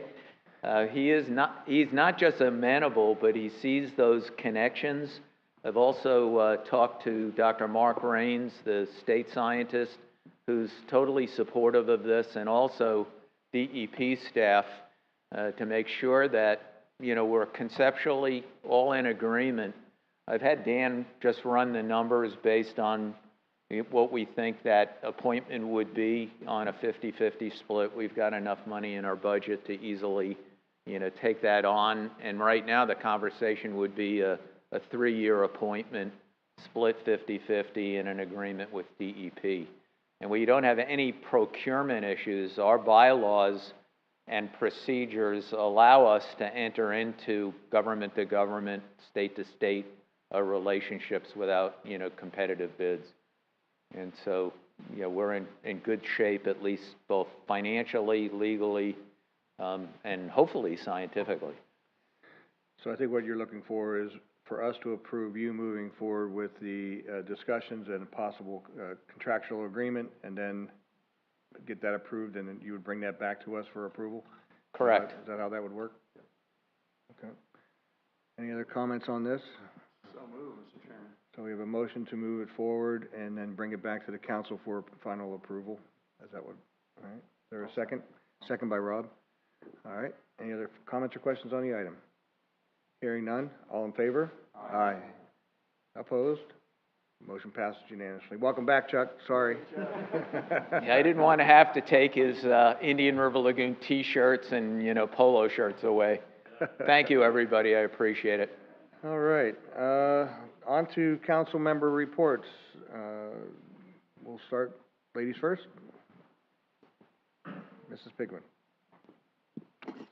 Okay, well, I wanted to share, I gave you guys a handout and I put some in the back of the room. We are going to be transitioning from reporting water levels in NGVD 29 to NAVD 88. And it seems kind of like, okay, this is 2023, almost 2024, and now we're just now reporting in NAVD 88, but yes, that is true. And part of the reason we're doing that is because we had to make the conversion on every single structure showing the new water levels, but we are officially going to make that transition sometime in the beginning of next year. So when you see the report of the water levels in Lake Okeechobee, it will be 1.25 feet lower than what it is now. And it's different for different locations, but the Lake Okeechobee, the conversion is 1.25 feet. And so we're just trying to get that information out to people, so when we make that transition, people don't go, wait, hold on a second. Lake Okeechobee dropped 1.25 feet overnight. And so we do have a web page on our website dedicated to this. And so I just wanted to take this opportunity. I appreciate you allowing me the time to make sure everybody hears it. Okay. And that's it. Any questions? No? Okay. Aaron, you want to go next? Good to know. Thank you. I fish Okeechobee, so when it gets, 12, 13 feet, I'm like, that might, don't want to hit stuff. So that'll get me out on the water more. So good stuff. So yeah, as Dwayne had mentioned, we're seeing a record funding at the state level for water quality improvement, thanks to the governor and legislature. And so that puts DEP in the fantastic position and pleasure and honor of now implementing those programs. So we're really busy with that. We have the Water Quality Improvement Grant Program and the IRL Protection Program. And so I don't get in the weeds in that now, they got a great website, protectingfloridatogether.gov, with the information on that. Additionally, the Resilient Florida Grant Program is going strong. Applications just closed. They're reviewing that. There are quite a number in the IRL basin, over 200 statewide, and you know, probably over at least 30 in that affects the IRL. I bring that up because though it's resilient focus, there's a huge amount of overlap and overlay with water quality. So you'll see a number of those projects that not only affect resiliency, but are a key component to water quality. So I want to encourage people to think in those terms when it comes to resilience and using those resources. And then also the Division of Water Restoration Assistance does its day-to-day helping local municipalities and other folks, agencies, do projects that help water quality.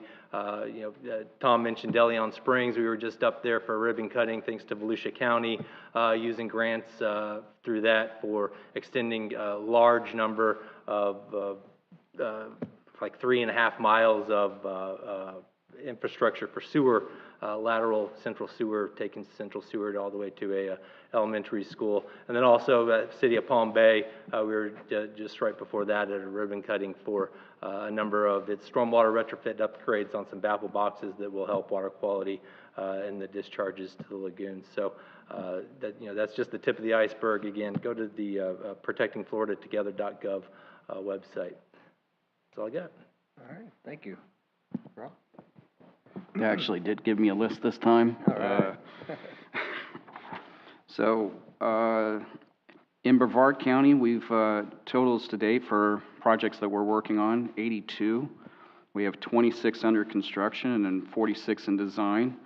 In the interest of time, I'll try to pare this down, but some good news. This quarter, Satellite Beach, Hedgecock, Grabowski, and DeSoto Ball Fields septic to sewer project complete. In Satellite Beach, Lori Lane Stormwater Basin Treatment Project complete. Melbourne-Tillman Canal Water Control District completed their vegetation harvesting project. Leaky lateral repairs, 87 more private sewer leaks have been repaired. To date, more than 41,000 homes were smoke tested, more than 300 cleanout caps were replaced, 506 of 649 broken pipes have been repaired. Quick connections to existing sewer lines, 25 more completed of 128 to date. Septic sewer upgrades to enhance nitrogen reducing systems, 32 more completed of 207 to date.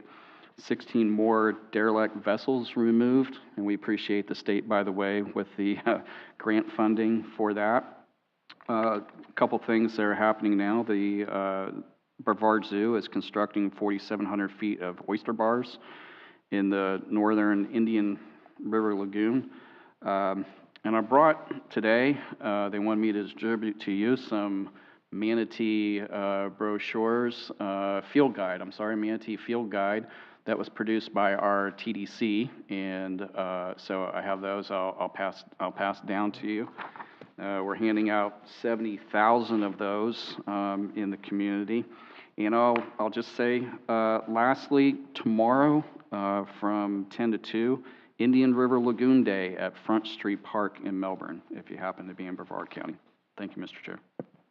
Thank you. And Jeff, do you want to start down there? Or? Thank you. This is good. Thank you for sharing this with us. Just a couple things real quick. Indian Harbor Estates septic to sewer retrofit. We're working with the city of Oak Hill, and when that project's completed, we will have converted 260 single-family residential homes. I know that doesn't sound like a huge number, but these are homes that are right on canals that directly dump into the Indian River Lagoon, and the canals are always green or brown, depending on the hours on the algae. So this is an important project. We also just completed in my hometown, DeLeon Springs, a septic to sewer conversion for our small downtown and residents around the DeLeon Springs and the river there that goes to Tomoka River, or to St. Johns River.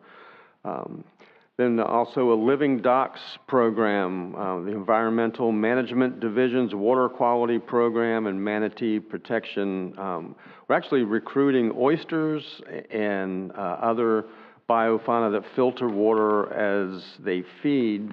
We're using pre-existing docks. They're chosen based on the location, water depth, tidal influx. And we've actually been able to obtain donated pre-made oyster mats that are wrapped around the pilings of the dock. It's just one more way to get these water filters growing and in place. And then lastly, I'll just mention for the surfers on the board and surfer here that Volusia County just lost a world champion surfer, former Volusia County lifeguard. As he got sicker, he dedicated himself to helping other people get well, enjoy the water. I don't know if you knew Beaver Massfeller passed away last week, and I'm actually at our next council meeting going to propose that we rename one of our beachside parks after Mr. Massfeller. So that's it for me. This massive low-pressure system that just inundated the whole peninsula, as you went further south, it got worse. Miami had winds of 75 and 6 to 8 inches of rain in a lot of spots. And so the lagoon system from Palm Beach County all the way up through Volusia County has been inundated, and this is one of the reasons why I asked, and you all are very supportive of the reconnection of South Florida Water Management District with St. John's, and just to be able to park all that water, or a large percent of it that's going to Lagoon out west where it's needed and wanted, this we could have captured a lot of this event. This is exactly what it would be designed to do, is take away the brunt of turning our lagoon. I was sitting at Taylor Creek yesterday. Friends of mine own that marina, and I was just shooting the breeze with those guys after work and looking at what it's doing to the Fort Pierce Basin, and it's just turning it chocolate brown. Same way down in Stewart, and I keep my boat at Taylor, at Pirates Cove now, and I was just looking at what's happening in that basin just in the same day. It's just a shame that we can't capture, put that water where it's wanted and needed by reconnecting South Florida and St. John's quicker. and I know this group has endorsed it and everybody's endorsing it. We just need to get something, a major project like that going to capture this water and not bludgeon our lagoon with a major slug of water like we're doing. So anyway, I just encouraging us to keep pushing on that project because it's so important for the future of this region. Thank you, Doug. All right, Eric. From the Indian River County standpoint, we do appreciate the opportunities provided for our staff to do some presentations this week with regards to our lagoon management plan as well as the Lost Tree Islands. Those items were highlighted and discussed as well today, so we appreciate the opportunities to get out there to the folks what we are doing. So in addition to that, we have completed some of our derelict vessel removals. We actually did get 3 out about a month ago, working on an additional set of 4 that we look to get moving hopefully at the turn of the new year. Beyond that, we had an opportunity earlier this month to kind of promote one of our screening devices we have here on the Indian River County on the main relief canal. We had representatives come down to look at that system and see if that might be something that could be used to protect some pumps for some larger pumping projects. We continue to treat tens of millions of gallons a day with our regional stormwater parks and are seeing, definite nutrient removal benefits from those facilities. I think that's pretty much what I have. Okay, So well, thank you. and welcome. Thank you for stepping in. Appreciate that. All right, let's see. And Aaron, thank you for not taking my thunder, but we're going to give you our gratitude at FDEP. That resiliency funding source has provided us with $15 million for FPUA to continue with the relocation of the wastewater treatment plant off of the lagoon. So now FPUA now has been able to cobble together $20 million of the estimated $80 to $100 million to finish that wastewater plant. And so they're continuing to move forward. Shovels are in the ground, and that's going very, very well. Tomorrow, I guess it's tomorrow, over the weekend, is the Indian River Lagoon Science Festival. It may be a little challenged with the weather, but that is a huge undertaking, education components, entertainment, anything that has to do with the Indian River Lagoon science and education will be at the Manatee Center area of downtown Fort Pierce. We are currently under review. We're all in development throes, if you will. We have towns, villages, and countryside, which is an overlay in St. Lucie County of the northern section from, I'm going to say, Angle Road to Indian River County. 17,000 acres are inclusive of it. And as part of it, it was an award-winning development planning document done in 2004, 5, 6, 7. And as I said, it was an award-winning process. The challenge we're facing is there are developments coming that want to undo it completely. We have been able to secure, but there's a couple of text amendments that are in St. Lucie County currently that would basically undo the TVC, towns, villages, and countryside, and basically turn it into gated communities, just simply like zero lot line homes, 3 feet between buildings, and hardly managing their water on site, no internal road systems to go out onto different roadways, all dumping onto collector roads and creating gridlock. So what St. Lucie County has done is we're trying to have the developers cooperate with our staff and with the community. We're holding public meetings. The next one is November 29th at St. Lucie County's chambers. And as part of that, we're trying to encourage the developers to come to the table with solutions to maintain the base portion of what the TBC is and creating a better quality product of development.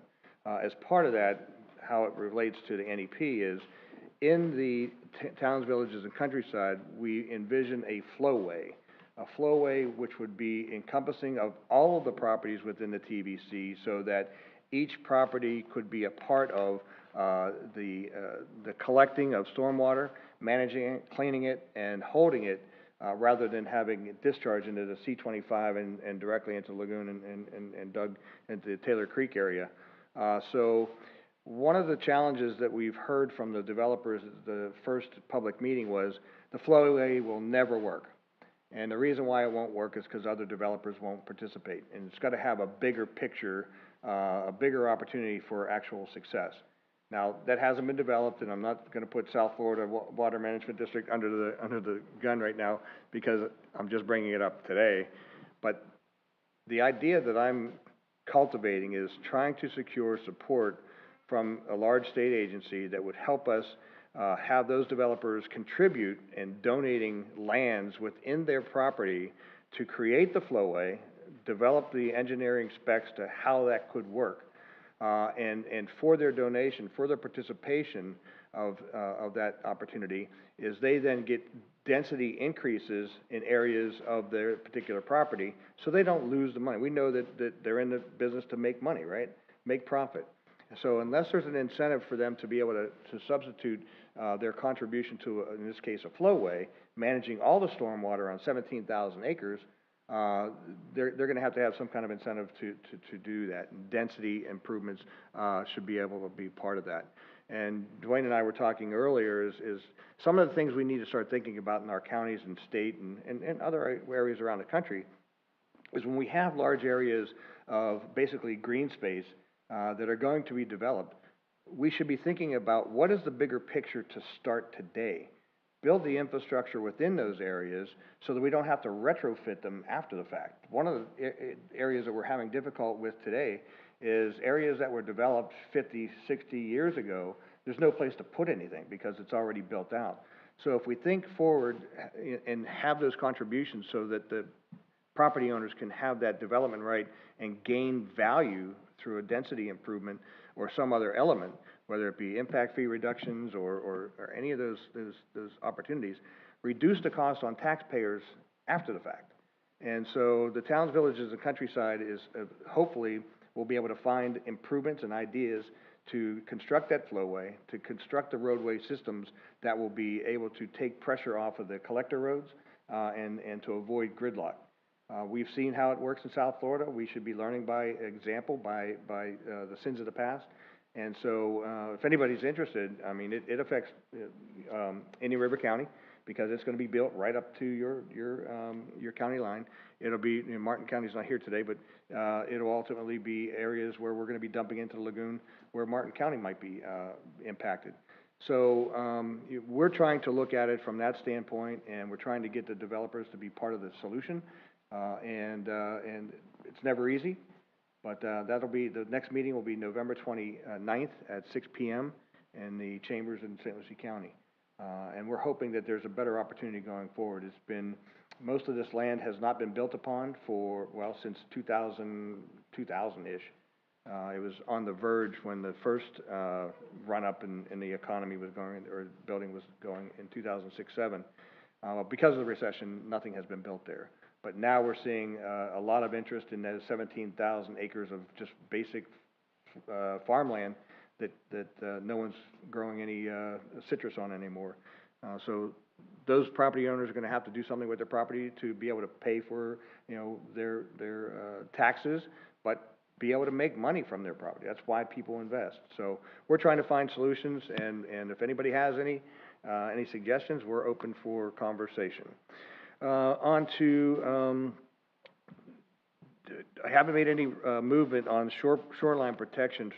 I presented earlier, and maybe it would have been the 16 County Collaborative at the time, but yeah, it was here. I'm on so many boards and committees, I get them all mixed up. So private property owners along the Indian River Lagoon on Indian River Drive south of Fort Pierce have come to me asking for support and trying to find ways that we could do mangrove plantings along the entire western side of the lagoon, because after this recent storm, although we're having erosion on our beaches, I assure you that the western side of Indian River Lagoon on the Indian River Drive will be eroded significantly. So until we find ways of creating resiliency and storm protection to keep that hillside from eroding, we're going to be challenged to replace it and rebuild it on occasion. So the one challenge that I've seen and heard from the state is it's private property. And so I'm trying to find a way to overcome the private property component to be able to find grants from state and local agencies. The county doesn't own that land. It's an interesting piece of property in the state of Florida, is that the property owners own from in this case, the railroad all the way into the lagoon, only with the easement of Indian River Drive, which has 5 feet on either side of the 2-lane road. So there's no way to get utilities down the road. There's no way to protect their hillside. It's their private property. And then the other is some of them own the submerged land, which is unusual in the state of Florida. So one of the challenges I have is trying to find ways of getting grants to private property owners when the granting agencies are challenged to say, we can't do that because it's a private property owner. So that's a challenge that I'm dealing with, trying to figure out ways to secure additional investments for those private property owners so they can at least keep that hillside from falling in. On to Queens Cove. You've heard of Queens Cove on the north beach of St. Lucie. It's part of our septic to sewer program. We'll have several thousand septic tanks moved to sewer. And again, thank you to DEP for their contribution and support of moving that process forward. We have been working, last time I told you we were having some problems with Queens Cove agreeing to an easement. Well, the county has a water easement, but we don't have a sewer easement. And so the Homeowners Association has declined our ability to have a sewer line easement. We have gone to the nth degree. The county has invested in title searches. We've gone through all kinds of legal opportunities to have them be able to support the easement. They have said no. They needed at least 60% of the homeowners association to approve, and they said no. The challenge that we face now is, given the recent legislation in 2030, they're going to have to connect. And without an easement, where and how they're going to pay for it is beyond us. We still can't understand the fact that we would be taking probably 40%, 50% of the cost off of the private property owner if we could have gotten that easement.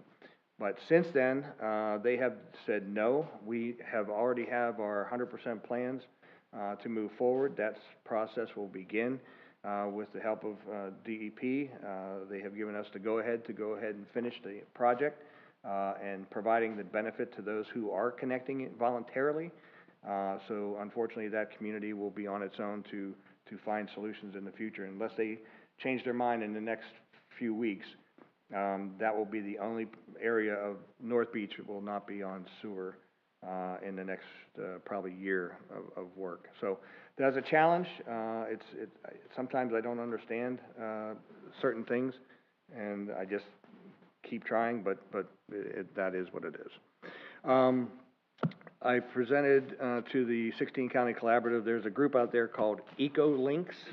EcoLinks is a group, we've heard a lot of folks come through when we had the algae blooms, a lot of folks coming to us with ideas on how to collect algae, how to sanitize algae. We saw in Martin County where we had a program, a test case, where at the marina there, the algae was so bad, we brought in a great big machine that actually took water and the algae out of the marina, sanitized it, and put it back. Well, the challenge with that was, not only did it sanitize the algae, it took out everything, living item that was in the water. So while it worked to take the algae, it sanitized the water and did as much damage on the other side of losing those microbes that are beneficial. So what we're looking at is they would like to have an opportunity to speak with us here at the NEP. I've asked them to meet with you and talk to our science group, because everybody has a better mousetrap. But we don't always believe that they're all going to be, have a positive outcome, if you will. And so I'd rather have that go through a vetting process with those who are in the science world who can vet those types of things before it comes to us as a presentation. So I'll try and get them to talk with you about an opportunity to present to the science group. And then they have presented to St. Lucie County, and they're looking to do a pilot option at one of our wastewater plants and or an area where our stormwater program needs as much help as possible, taking some of the dirtiest stormwater that we can find and try and show how that machine or whatever it is, exactly the science that they bring to the table, can work. So that's what I have. I probably have a ton more, but it's only 11:43, so I got you before noon. My goal is always to get you out of here before noon. So that being said, that's all I have for today. And Dwayne, do you have anything further before we close up? Nothing additionally, but we get a lot of inquiries, and so I have talked to the EcoLinks folks. We'll try to get something scheduled, and we're not quite sure what the best way to do this. You know, we've talked about maybe doing a panel and bringing 3 or 4 different technology companies, but we'll make sure everybody's aware of that. The other thought is that staff is committed to do webinars at least 6 times this year, and we could do this as a webinar, which then opens the discussion up to a much bigger audience. So stay tuned and we'll get back to you, but we do want some of these, what I would call more mature technology companies, to get a chance to reach out in a more efficient way for them than, trying to do it city by city, county by county. Yeah. So we'll let you know when we get something structured. And Martin County isn't here today, but I wanted to point out they're Indiantown. They're moving forward with a private public partnership in Indiantown with their wastewater plant. And we actually had our symposium on biosolids probably 3 years ago now, maybe 4. 2018. Oh my, that's been a while. So, but we talked and we had a presentation about the Skinnicky technology.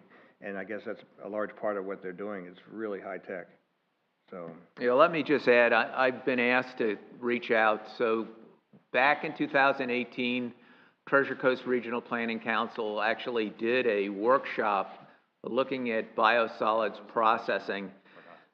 Can't remember who was there, but there were 3 presentations, and at the time it was called Janicki Technologies, who had been incentivized, you know, by a big grant to look at this technology.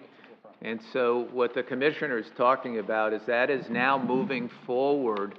The company now is called Cedron Industries. It's a, you know, they just offshot from what their normal business was.